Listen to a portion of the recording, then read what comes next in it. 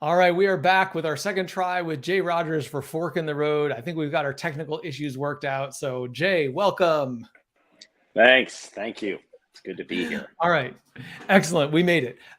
So, Jay, I wanted to just jump into what I thought was such an interesting part of your story. So, we went to college together. You went into finance, which a lot of our classmates did, and then a couple of years into your career, you left to join the Marine Corps. And I was just like, that was pretty unusual amongst our peers. And I think it's unusual for most people who, to a few years into their working career, to leave and to go join the Marine Corps. So I'd love to hear you talk a little bit about how you came to that decision. Just like everything, Rusty, there's a backstory, and a mutual friend of ours, Adam Flisser, had challenged me when I was a junior in college to say, "Hey, you always talk about public service and other things like that. Why don't you go join the Marine Corps?" And it put an idea in my head that I would do it. And you may remember that in my senior year, I tried, and I ended up getting a stress fracture in my leg, and the Corps medically disqualified me. So that was like a first big, like they really formally medically disqualified me. I guess they didn't want somebody with an injury entering in.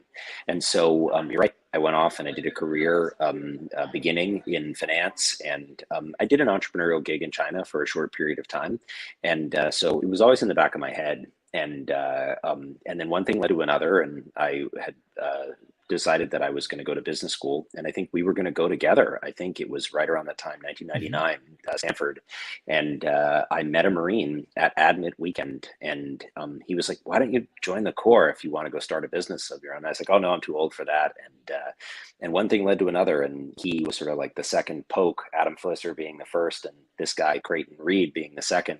And before you knew it, I gave up going to Stanford and decided to actually do it. And at the time, my leg was all healed.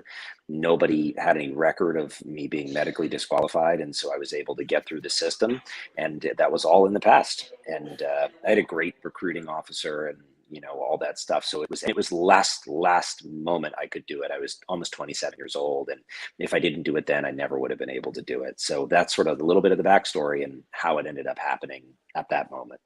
That's Six so and a half interesting. I years mean, out of college. but for someone at this point who's kind of left that decision behind, which you had to, and then you move forward with your life, and you had invested in a whole new direction, right, through your career in finance, and then going to business school, and then all of a sudden this opportunity pops up again. There must have been some at least internal struggle or dialogue around, am I really going to do this because I've already started down this path? Am I going to go back to this other thing? Like, how did you navigate that? It seems like a dream almost. I mean, if I was, reading about it, I would think, wow, that's a neat story. But the fact that it happened to me, it's sometimes hard for me to go back to that moment. But I think here's the thing: I had a flame, and always will, for public service. And I even remember the first time that I was shot at in the Marine Corps in combat. I That same feeling came back, where it was like, wow, I volunteered for this, and I love it, and I'm glad I'm here. And so it never died wanting to serve. And so it was always just one step away. You don't, there's a lot of things that help you to join the military, and you have to be physically fit. You have to have people around you enough who are willing to support it. It's not that easy in a volunteer time to just do it. And honestly, going to a school like Princeton was not supportive. It's not a school where, we look at ROTC on a regular basis. You have to go basically to another school to do ROTC at Princeton, if in anything outside of the Army. And so it was really a challenge. And I think just the conditions came together where the right support was in my life. And I was always willing. The body wasn't always willing, but that's something I learned about the service, is that, and we've seen it now with 2 million service people, many of whom have been physically disabled, that, your body isn't always willing, but you can push through. So the stars aligned, and I was ready. And then it was a moment where I was kind of like, should I do this? I mean, I am older. And I remember going to boot camp that summer, and I remember thinking, oh my God, some of the people with me are 18. They're doing what was called platoon leaders class, and I'm 27. Oh my God, like I'm 10 years older than these people. And at 10 years older is past like, Olympic athlete prime. There's a whole host of things like the body just isn't as strong. And so I had to use my brain a little more, but the more difficult it was, the more I was excited about it. And once I got through the summer and had made it through boot camp, I really felt like I was on the right path. So it wasn't just a moment. There was a transition time, Mm. and then I could have not accepted my commission 4 months in. There was a moment where you're allowed to get out, and I never even looked back. Once I got to that moment, I said, I want my commission and I'm going to serve. And if you remember, this was 1999. So it was before September 11th, 2001. So it was a little bit of an easier time to start Yeah. service. Well, and I think what you're talking about there is your experience in the military, but it's true in so many parts of life, which is that it's not many times it's not an instantaneous decision. It's a process. And you went through this process. And by the time it came to the time, the decision, right? 4 months in, when you got that opportunity to say yes or no, it was obvious at that point because you had gone through this process and you were at that point ready to make the decision. So it's such a valuable lesson, I think, for all parts of life, is to recognize that it's not always, you don't have to jump in with both feet, but you go through this process. And when you go through the process, you're ready. And I Um, think listening to constantly rechecking in and just saying, am I in the place where I want to be, regardless of what I've done in the past? The concept of like a sunk cost, it shouldn't have a bearing on what you do in the future. And checking in where you are and where you want to be is a great lesson. And once you do that once and it gets rewarded, I hope that means that you do it more often in life. yeah. And so for me, it was super valuable. Yeah. Well, so Jay, what's one or two things that you took away from the military that you have applied in your career since then? Because obviously, and we'll get into that, but you've had a whole career since you left the Marines. What are a few lessons you took away?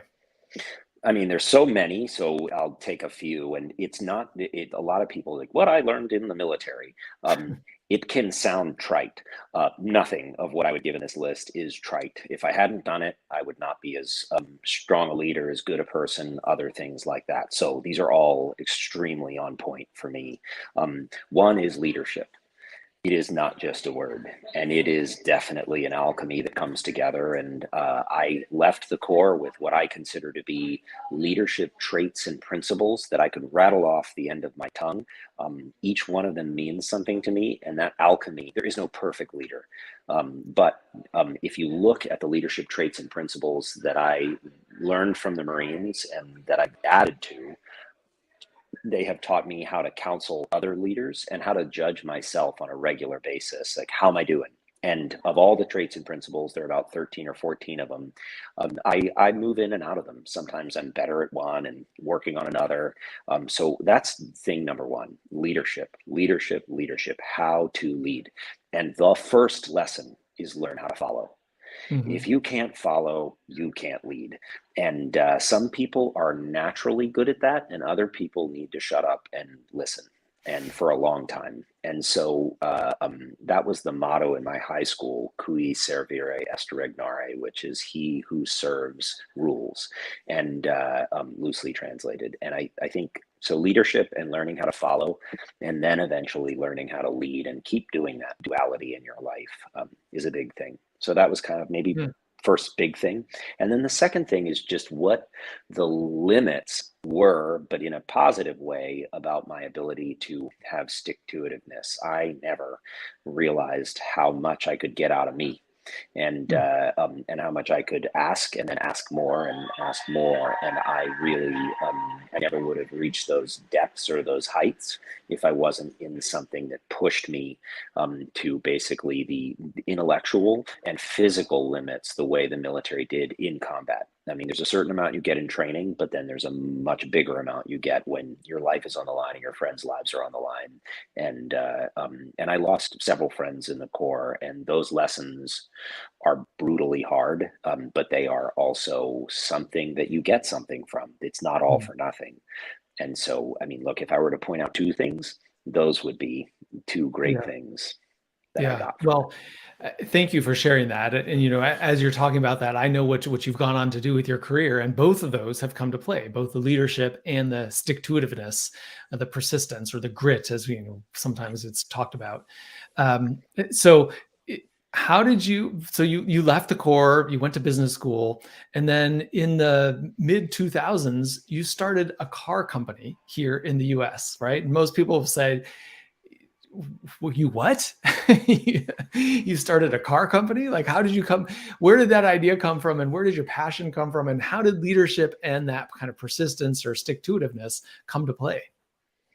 Well, we're watching it play out real time, just like we talked about at the beginning, checking back in your life and seeing, are you in the place where you want to be? I'm not sure that dream for me of starting a car company was ever dead, and I'm not sure that it will ever be dead. It's just been a learning process all the way along. My grandfather owned and ran the Indian Motorcycle Company that he did successfully.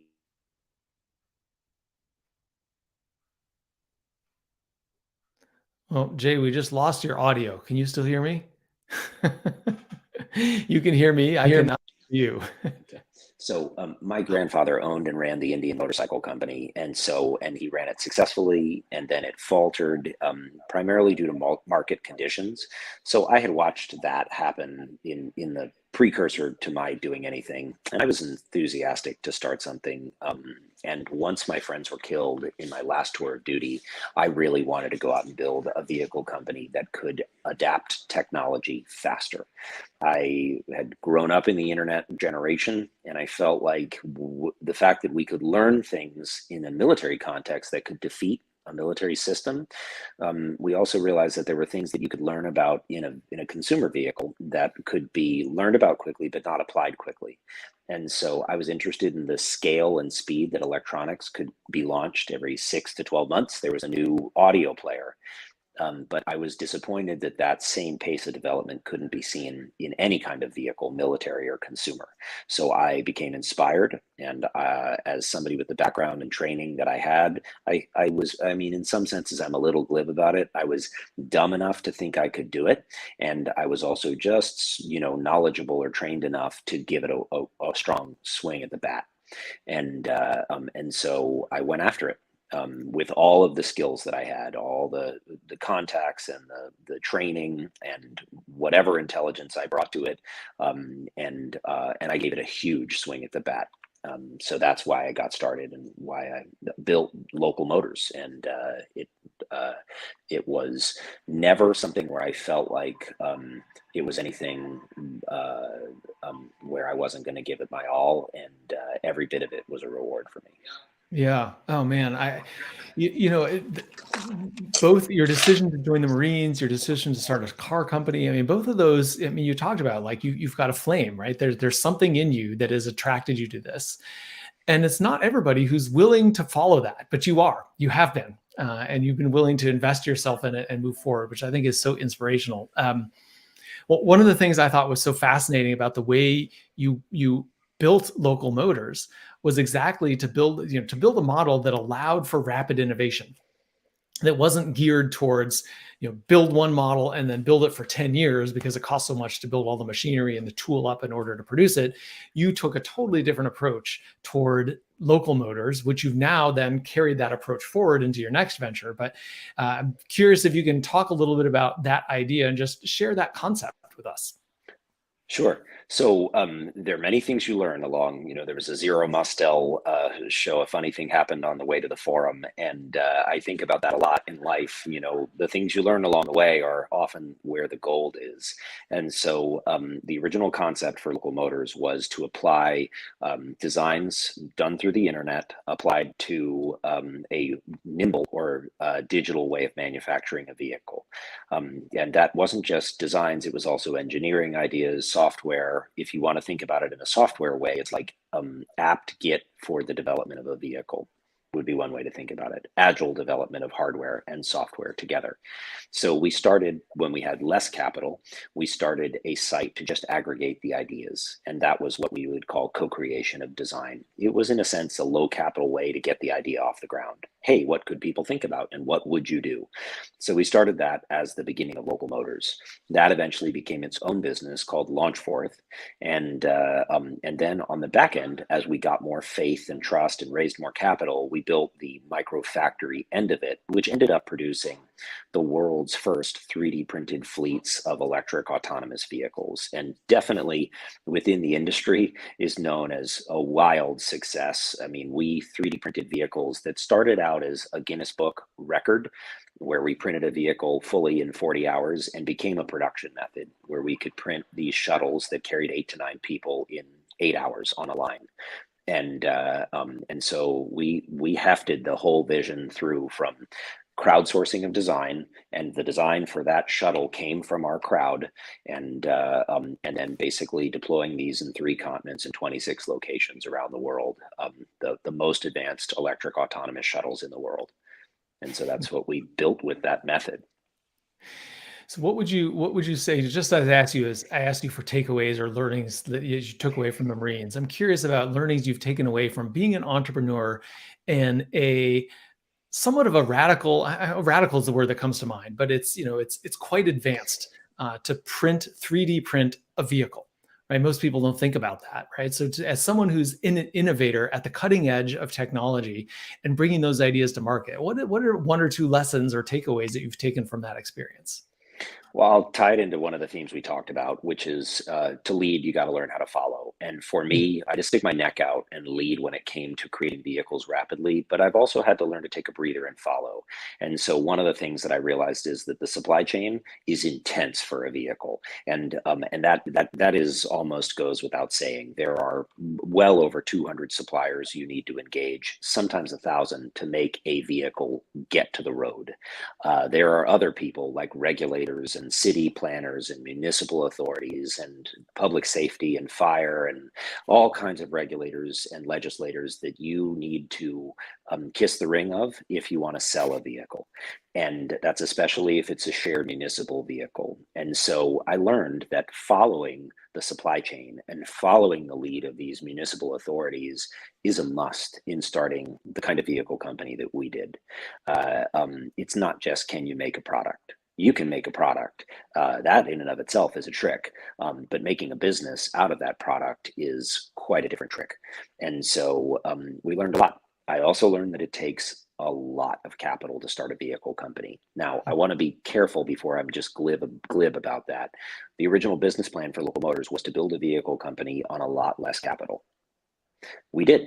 We raised probably in the neighborhood of 200 to 300 million of capital over time, whether it's between debt and equity. That's why it's a range.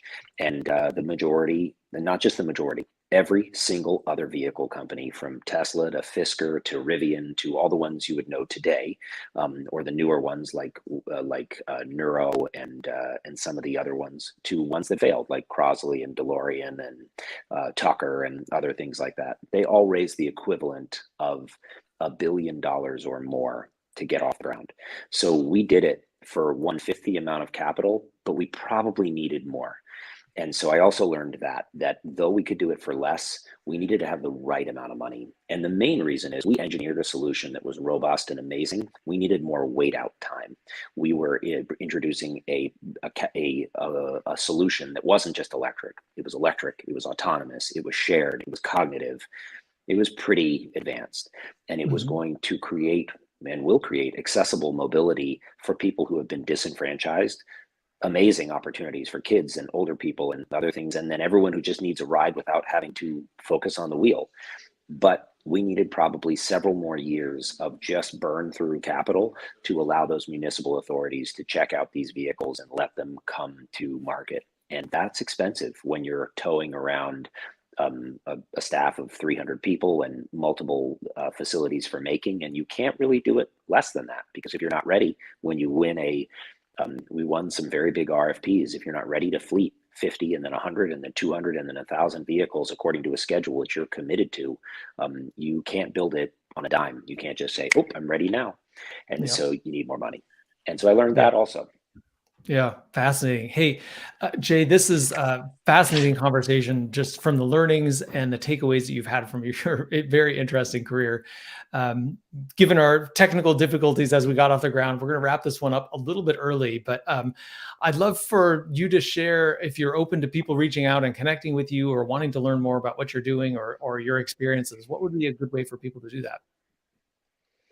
They can reach out to me at j@hattie.life. And so I've started a new business. It's going to debut this coming summer. And so very simple, JAY@hattie.life, HADDY.LIFE. And write me an email, and it's the best way to reach out to me, and I will get back to you.